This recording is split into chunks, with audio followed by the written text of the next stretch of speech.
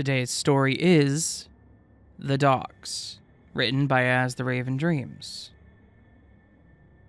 Have you ever felt the ocean calling to you? Like, really calling out to you, screaming your name, requesting your presence, and asking you to join it in the unknown as you sail away from any and all problems that may exist in your life?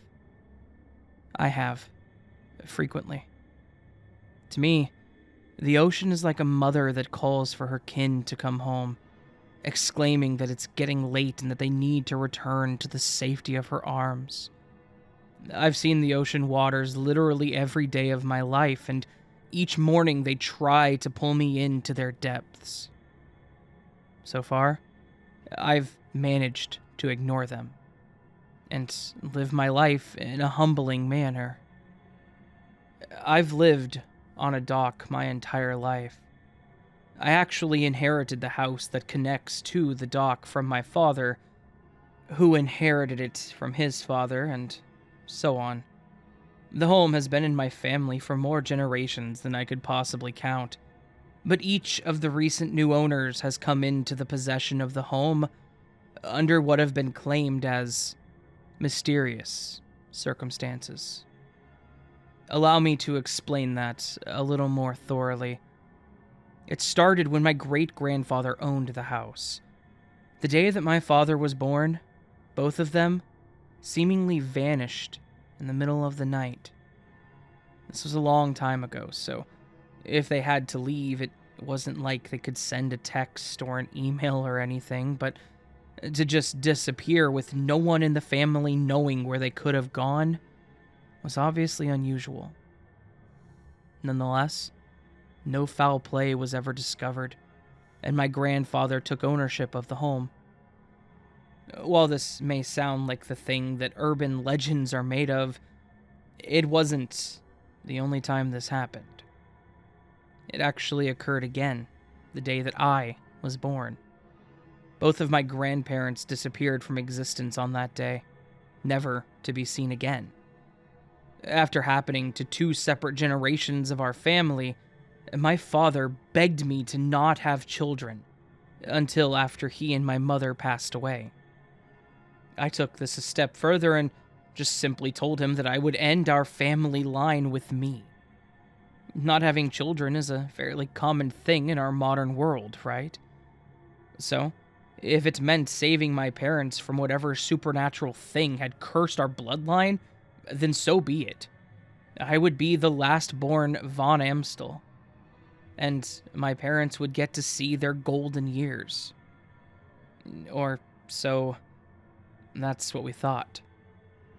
Whatever entity cursed our family was not satisfied with our plan. We thought that we had created a loophole to something that didn't even exist in our corporeal world, but in reality, we had simply angered it. Where my grandparents and great-grandparents had simply vanished in the night, my parents were not afforded such a luxury. Instead, on my 18th birthday, I came home from a day in town to find them both brutally murdered. Their bodies were horribly mangled, as if attacked by rabid wolves, and their faces barely recognizable. The only thing I could be certain of when I saw them was that their death was not peaceful. I phoned the police, obviously, but nothing ever came of their investigation. They never found what or who had slaughtered my beloved mother and father. Hell, they never even gave me as much as a courtesy call to see how I was holding up after finding them. On this day, I inherited the boathouse, the dock, and the land that extended on the shoreline. There was no money owed on any of it. Several generations of my family had lived there, and we all had an agreement that the property was basically detached from any town or government. While the home was old and the planks that held it together mostly decrepit, and while every room was lined with a thin layer of salt from the air wafting off the ocean, this, well, This was my home.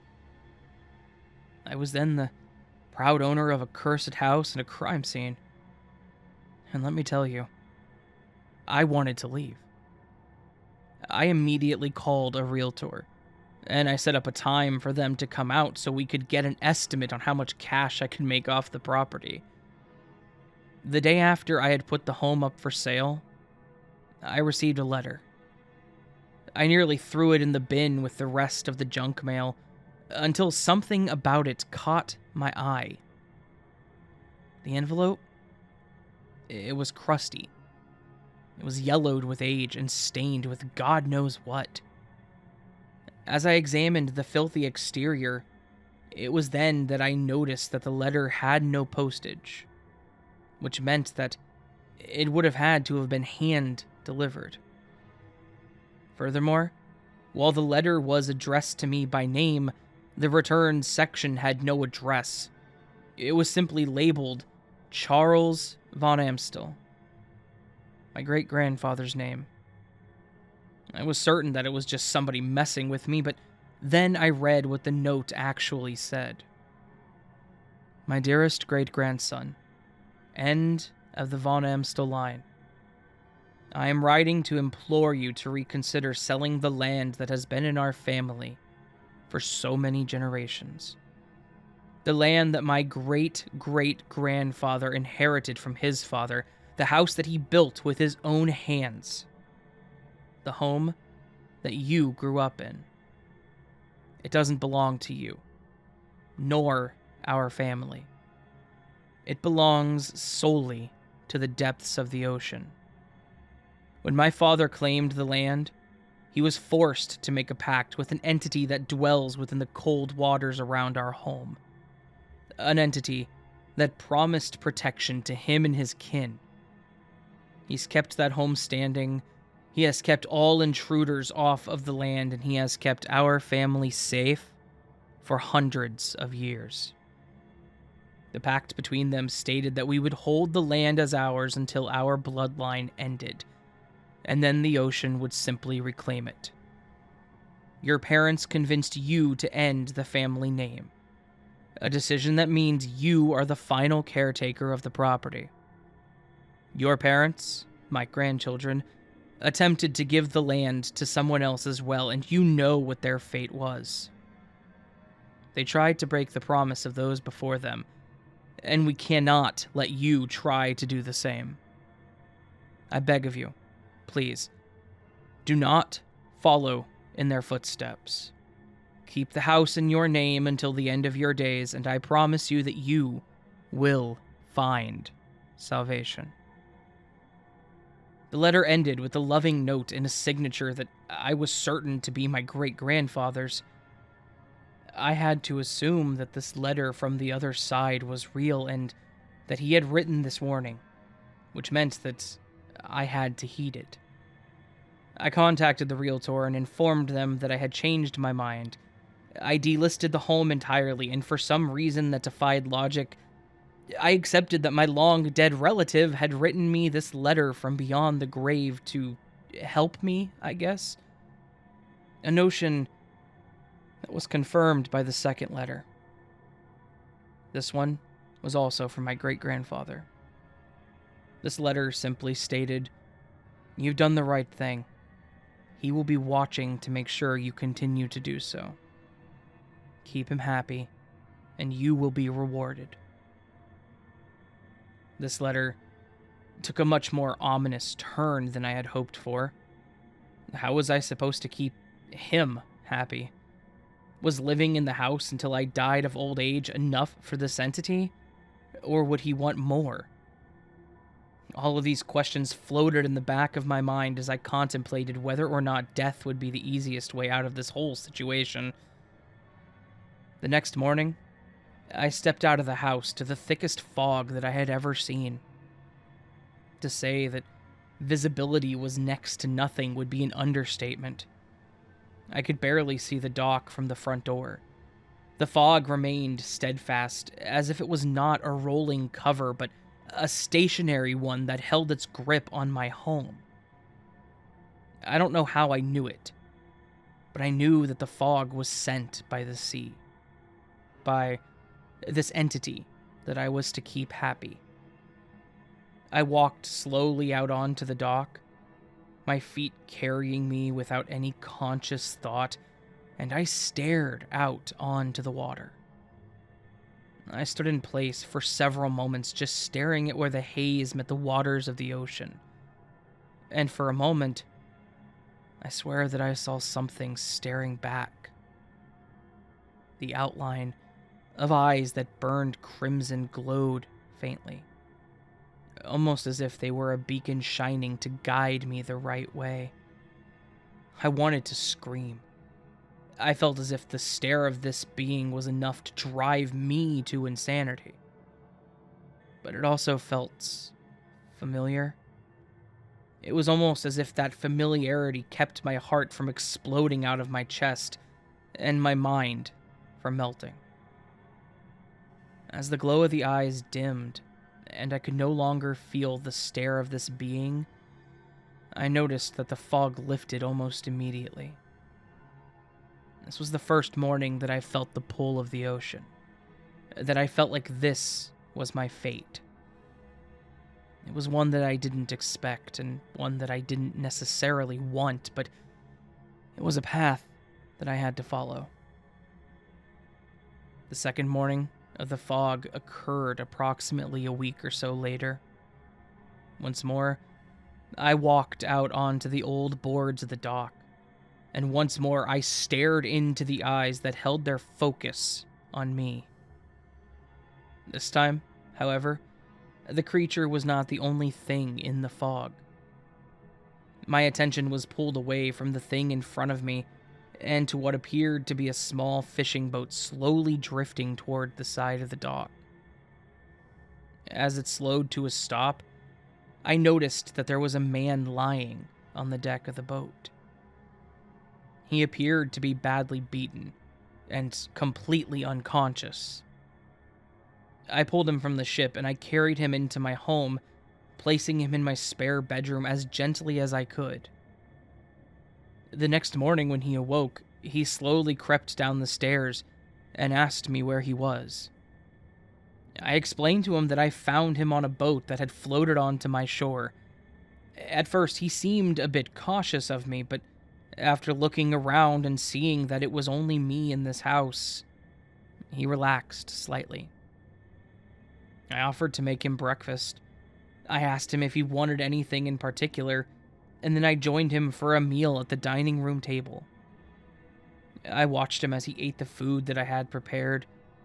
All of his concern had been clearly thrown out the window as he wolfed it all down like he hadn't eaten in a long time. When he finished, I decided it was time to see if I could get any information out of him. I asked him what he remembered, if anything. He initially held himself in a rather obstinate manner, refusing to discuss anything. I pressed him further, requesting anything he felt he could tell me. After a bit of back and forth, he started talking. He said that he and a small crew of his friends had gone out on a fishing boat, that they were only supposed to be out for a day or two, and then they would be returning home. Then, seemingly out of nowhere, on the morning of that second day, a thick fog rolled over the water, and they had floated off course. He said that while the fog was a problem, and that they were floating blindly, he was initially confident that they were going to be alright as long as they kept a calm head and waited it out. As he mentioned this, he seemingly veered off track and went quiet. I mentioned that he was the only one left on the boat when it reached my dock, and then asked him where the rest of his crew was. He then told me that they had gone insane, that they claimed there was a being in the fog that was watching them, and they all abandoned ship. He said that they all just jumped overboard, and they never came back up. There were no bodies. There was no trace of them after they dove in. They just simply stopped existing. He attempted to drop the fishing nets into the water to pull them back up, but no matter what he did, they just were not there. It was then that he had lost hope. He fell to the floor of the boat and just stared up at the gray sky, and the next thing he knew, he was waking up in my bedroom. I accepted his explanation. There was no real reason to question him. Part of me had a feeling that I was supposed to help this man. That this was part of keeping that thing out there happy. I was happy to nurse him back to health, and once he felt up to it, he bid me farewell, and he took a cab back to town. This happened several more times. I would wake up to an impossibly thick fog. I would stare at the glowing red eyes, and then my attention would be drawn toward a stranger floating toward my dock, and I would give them a place to sleep. I would feed them. I would discuss what happened to them. In almost every single instance, there would always be a mention of the crimson eyes of that being. I started to feel curious about whether or not that thing was causing the horrible things that were happening, if it was taking those that it wanted and leaving the others for me to take care of. In the end, it didn't really matter. I just did what it wanted. This morning, however, the call of the ocean was stronger than it had ever been. I couldn't sleep. I could barely even close my eyes as the night dragged on. Something in my mind was telling me that something more was going to happen, and it did. This morning, I woke up to that same blinding fog, to that same cold and salty breeze blowing in my window. I stepped through the same routine that I had several dozen other times. I walked outside. I stepped over onto my dock, and I stared up into the fog. This time, the stare that the crimson eyes held over me was placated. Something about the way that it looked at me was no longer threatening. It was inviting. That morning, I felt the ocean calling to me, really calling out to me, screaming my name and requesting my presence. It was asking me to join it in the unknown. He was asking me to join him. On this morning, the boat that slowly drifted in my direction had no occupants. The small craft that was in front of me was devoid of life, and there was no one to help this time. It was a small sailboat, well built and designed for one person. This boat, it was for me. And this was my chance to leave. The entity that had been watching me for several years, that had kept my family safe for generations, had decided that I had paid my debt.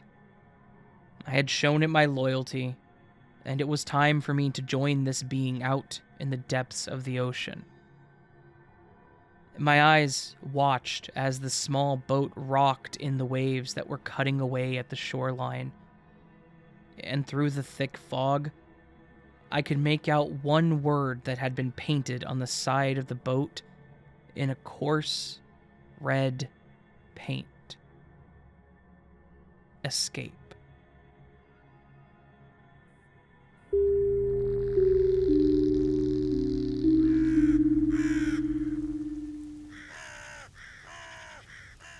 So that was The Docks, written by, I don't know, some dude. Anyways, hopefully you all enjoyed this story. It was pretty good. Not my favorite story on the internet, but it was alright. I'll accept it. And the only places you're going to hear it are here on As the Raven Dreams, or here on Ravenpasta if you're listening on the secondary channel for my Creepypastas, where all fiction stories are moving at the end of this month. After November, they're going to go over there. Yeah, so make sure you check that channel out. Links down below. And the only other place you're going to hear it is over on the TDN Horror Stories podcast on Spotify, iHeartRadio, etc., all those places. The story I wrote for him, I made sure it was okay with him that I did the story as well, because it is an original, and he was cool with it, so make sure you check out his version of it. It is typically better than mine, so make sure you check that out if you can. Anyways, hopefully you all enjoyed it. If you did, please hit that like button, whatever that was in my throat there. Comment, letting me know your thoughts, as always. And if you're new, subscribe to the channel. And if you're not new, welcome back. My checklist isn't in my brain right now. I'm too tired. Yeah. You know what? All that said, friends, have a great day. I'll see you on the next video. But until then, sleep well.